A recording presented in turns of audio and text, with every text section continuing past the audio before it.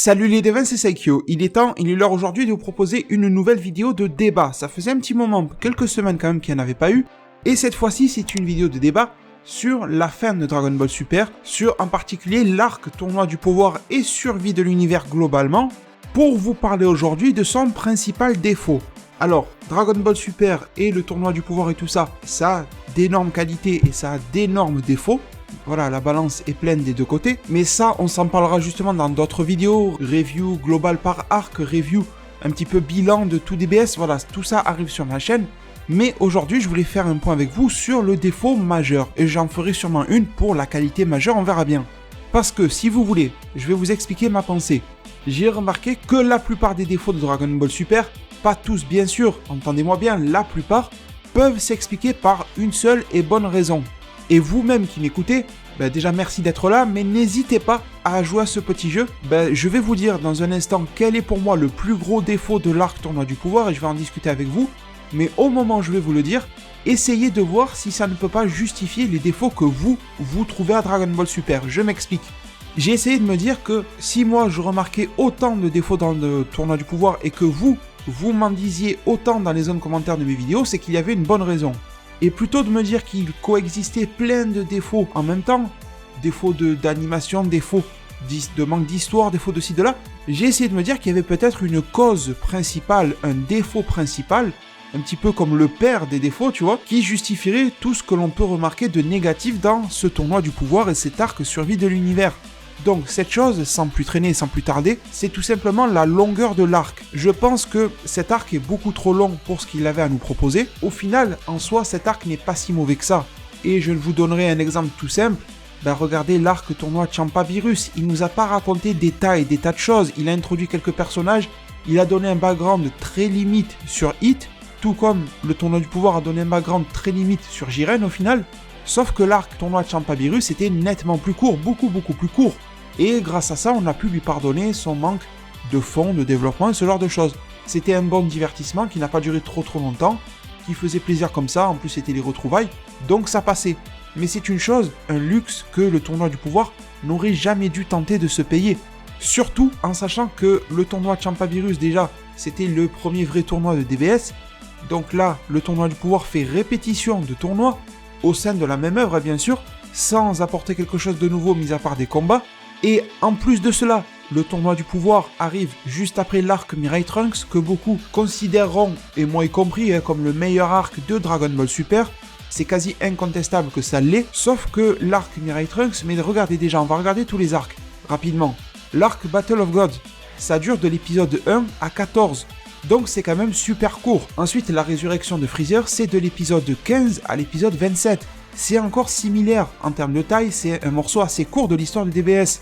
L'arc de Champa et Tournoi Univers 6, Univers 7 est légèrement plus long, il va de l'épisode 28 à l'épisode 46. Et c'est quelque chose qui était quand même raisonnable à l'époque, même pour un tournoi qui nous racontait pas grand chose dans le fond, on peut lui faire quasiment les mêmes reproches, sauf qu'il était beaucoup plus court. Ensuite, on a eu l'arc Mirai Trunks qui était légèrement plus long, je pense, que l'arc de Champa, qui durait de l'épisode 47 jusqu'à l'épisode 67. C'est pas énorme du tout, hein. C'est un épisode de plus que le tournoi de Champa, en fait. C'est juste 20 épisodes. L'arc Mirai Trunks nous a apporté beaucoup de choses, peut-être même trop, tu vois. Peut-être que le défaut de l'arc Mirai Trunks, c'est d'être trop court. On en parlera peut-être dans une autre vidéo. Mais en tout cas, tout ce développement de personnages de fond de ma chaîne, l'histoire de Zamasu, c'est un truc un petit peu jamais vu dans Dragon Ball. Eh bien, tout ça a été fait en seulement 20 épisodes. Derrière, bon, t'as les hors-séries et tout ça, on s'en fout au final.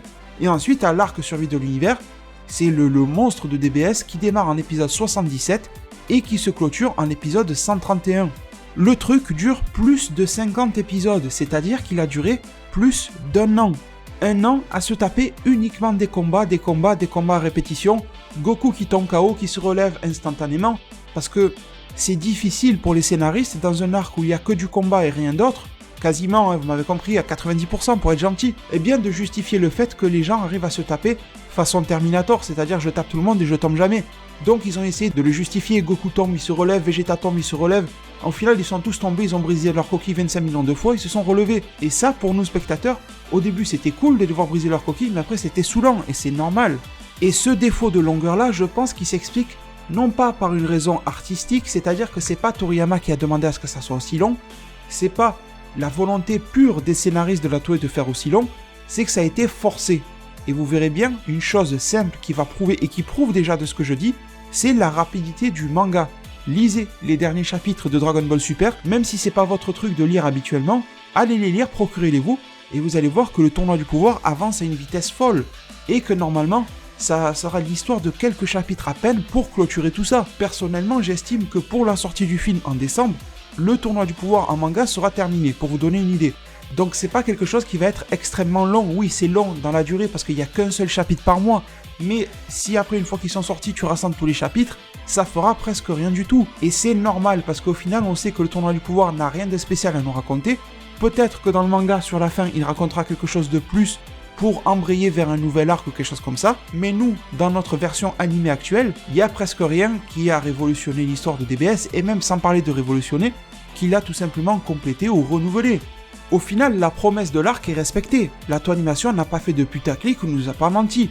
Ils nous ont dit que l'on aurait un tournoi, une Battle Royale pour la survie des univers, et on l'a eu. Bon, Battle Royale c'est discutable, c'est vrai que on avait plus l'impression de voir l'univers 7 se taper contre les autres. Mais dans le principe, le fait de voir tout le monde se taper pour sa survie, on l'a plus ou moins bien eu. La promesse est plutôt bien respectée à ce niveau-là, je ne me plains pas trop. Le truc, c'est pas une histoire de promesse ou pas qui est respectée, déjà, il y a aussi une histoire de hype que nous-mêmes on s'est mis, on s'est dit putain, l'arc survie de l'univers, les dieux, les machins, il va se passer un truc de fou. Il y a les personnages les plus hypants de tout Dragon Ball Super, limite de toute l'histoire, ils sont tous réunis à un seul même endroit, et il va se passer quoi? Juste un tournoi qui va se clôturer classiquement? C'est pas possible, sauf que oui, ça a été le cas. Il n'y a pas eu de perturbateurs, de perturbations, il n'y a pas eu de querelle entre les dieux, comme j'aurais pu l'imaginer à une certaine époque, il n'y a pas eu de tout ça. Donc au final, on s'est retrouvé avec du combat pendant un an. Et donc j'y reviens, quelle est la cause de cela? Eh bien tout simplement, je pense, non pas une raison artistique, je viens de le dire, mais des plannings commerciaux. Je pense que tout ça, c'est uniquement pour du merchandising, du placement de produits, enfin tu vois, pas du placement, mais de la vente de produits dérivés plutôt.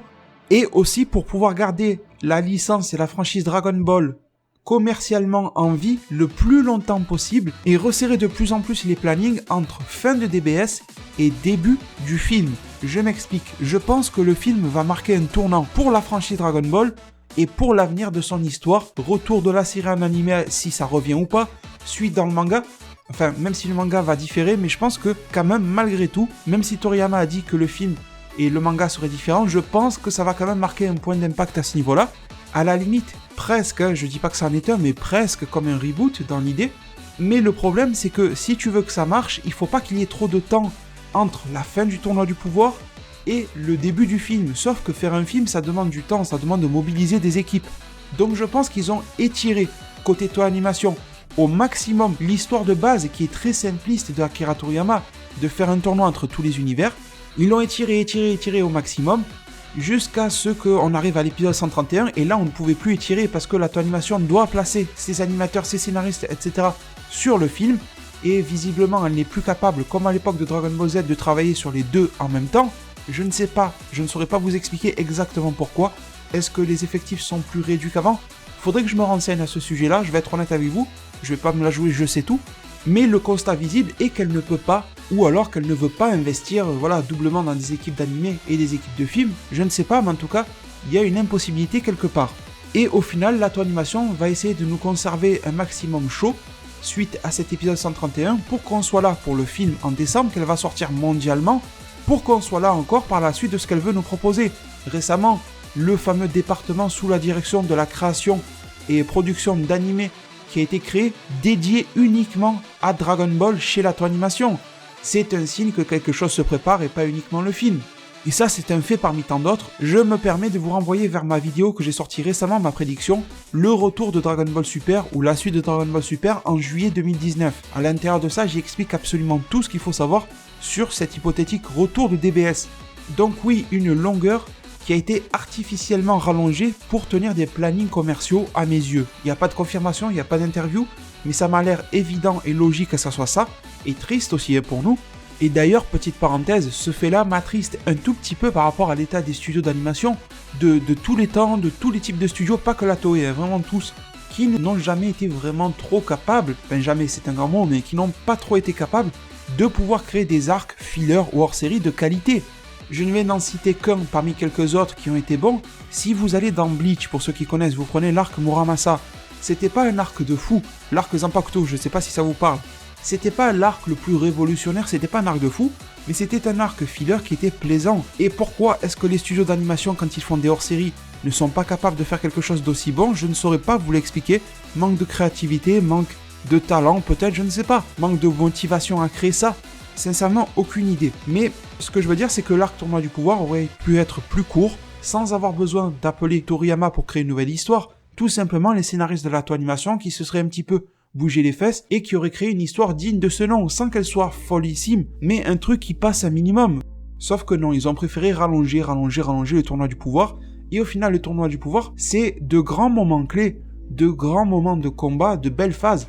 La première destruction de l'univers, enfin je vous l'ai dit juste au hasard, hein. Tu as le hit contre l'univers 11, tu as le Goku contre Jiren forcément, tu as le hit contre Jiren, tu as le Goku Caulifla, et ensuite contre Kefura, tu as le... Bon voilà, vous avez compris, le Vegeta Topo.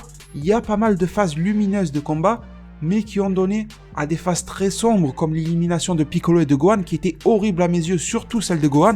Et tout ça ne sera pas dans le manga, parce que le manga, lui, il est déjà beaucoup en retard, et le manga n'a pas du tout ces soucis-là. Côté Shueisha, on est tranquille, parce qu'on sait que le manga va se terminer plus ou moins en même temps que la sortie du film, sans aucun souci, pas besoin de rallonger, et qu'en plus le manga va dériver vers une histoire, comme l'a dit Toriyama, qui prendra un chemin quand même nettement différent de celui du film. Donc au final, ils sont tranquilles, et vous voyez que le Tournoi du Pouvoir va beaucoup plus vite, parce qu'ils n'ont pas cette pression qui pèse sur eux. Donc ensuite, je le disais en début de vidéo, je vais pas tarder à conclure, et je compte sur vous pour venir poursuivre ce débat-là en zone commentaire. Vous avez vu que, surtout depuis la fin de Dragon Ball Super, j'ai de plus en plus de temps de disponible, donc je suis encore plus là qu'avant dans la zone commentaire pour discuter avec vous. J'essaye de tirer des points positifs d'une situation négative, la fin de DBS.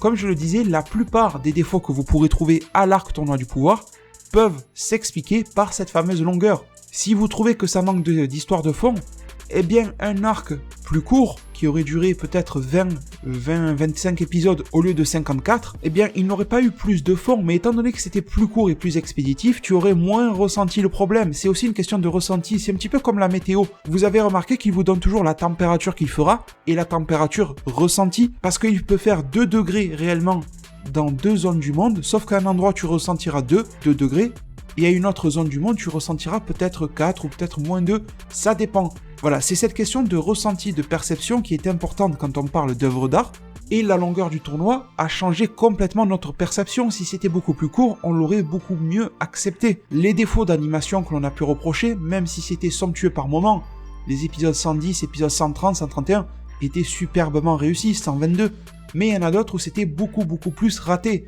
des visages dégueulasses, etc. Tout ça aussi c'est une question de longueur. Tu demandes à tes équipes de rallonger, de travailler, de rabâcher des tâches assez similaires. Tu mets des équipes un petit peu moins performantes sur certains épisodes, histoire que ces gars-là te produisent un épisode pour boucher les trous. C'est normal qu'après c'est moins joli. Ça c'est un petit peu lié à la première chose, le manque de développement de personnages. Les Saiyans de l'univers 6 ne sont pas développés, leur histoire de fond, tout ça. C'est un petit peu normal que tu t'en plaignes, et je te donne raison, tout simplement parce que l'arc est beaucoup trop long. Une situation idéale aurait été que cet arc dure entre 20 et 25 épisodes. Pour ce qu'il avait à nous raconter, c'est largement suffisant. Regardez l'arc Mirai Trunks qui en durait que 20. T'attends un mois, du genre le 31 avril aux alentours de début mai, et t'as le film qui sort, avec un mois d'intervalle, et juste après le film, genre 1-2 mois maximum après le film, t'as une nouvelle série qui débarque avec le développement des personnages que tu n'as pas pu avoir dans le tournoi. Et là, ça aurait été largement compensé, encore une fois, en termes de perception. Pourquoi je dis ça? Parce que je suis sûr que tôt ou tard, que ça soit dans le film, ou que ça soit dans le retour de DBS plus tard, ou de DB tout court, eh bien, on aura l'histoire de fond des personnages. L'histoire de fond des Kiabe, des Kel, des Caulifla, des Jiren qui sera plus développée. Peut-être même le passé de Toppo. Des choses intéressantes. Dispo, pourquoi il ressemble à Beerus et Champa. Tout ça, ça devrait se faire dans la suite. Mais c'est beaucoup trop long, c'est beaucoup trop espacé. Tu attends 1 an pour voir la suite de l'histoire. Alors que l'arc que tu viens de vivre a déjà duré lui-même 1 an. Donc oui, cette longueur, cette fameuse longueur d'arc, cause et est la source de beaucoup des défauts. Alors, il y en a sûrement d'autres que vous ne pouvez pas justifier par la longueur. je m'en doute, mais la plupart sont justifiables par cela. En tout cas, c'est mon point de vue. Je vous invite à me partager le vôtre dans la zone commentaire et j'espère pouvoir vous retrouver très nombreux au niveau des soutiens, les fameux likes, les j'aime sur cette vidéo-là. C'est super important pour moi et c'est super rapide à faire pour vous. Je vous en remercie déjà d'avance. Ça sera tout pour moi dans cette vidéo de débat. Prenez tous très bien soin de votre futur et à plus pour de prochains arts divinatoires.